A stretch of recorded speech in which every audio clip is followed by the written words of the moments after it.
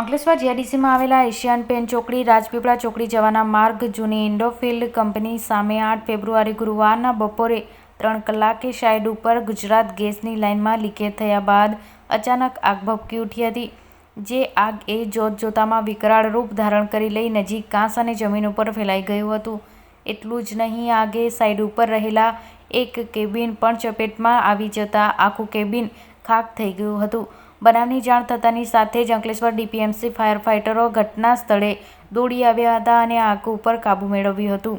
સ્થળ પરની માહિતી અનુસાર વિસ્તારમાં ખાનગી કંપની દ્વારા ખોદકામ કરવામાં આવી રહ્યું છે।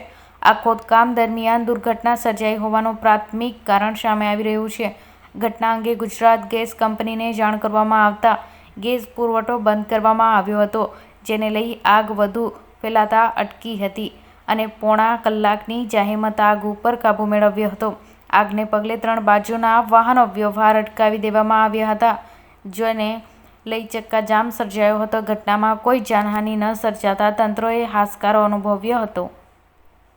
હું હિંમત સેલડિયા અંકલેશ્વર ઇન્ડસ્ટ્રીયલ એસોસિએશન અને ગવર્મેન્ટ લાઇસન્સિંગ ચેરમેન તરીકે છું અને આજે રોજ એશિયન પેઇન્ટથી ફાટક સુધીના રિલાયન્સ નું ખોદકામ ચાલુ છે અને રિલાયન્સ વાળાના ખોદકામના હિસાબે ગેસ કંપનીની 125ની લાઈન ડેમેજ કરી છે અને ગેસ વાળાને 1:31 આગ લાગી છે। ગેસ વાળાને જાણ કરવા છતાં 1 કલાકે ગેસ વાળા આવ્યા છે અને આ ઇન્ડસ્ટ્રીને કરોડો રૂપિયાનું, આ ઇન્ડસ્ટ્રીના ઉદ્યોગકારોને કરોડો રૂપિયાનું નુકસાન આ ગેસ કંપનીના હિસાબે થયેલું છે।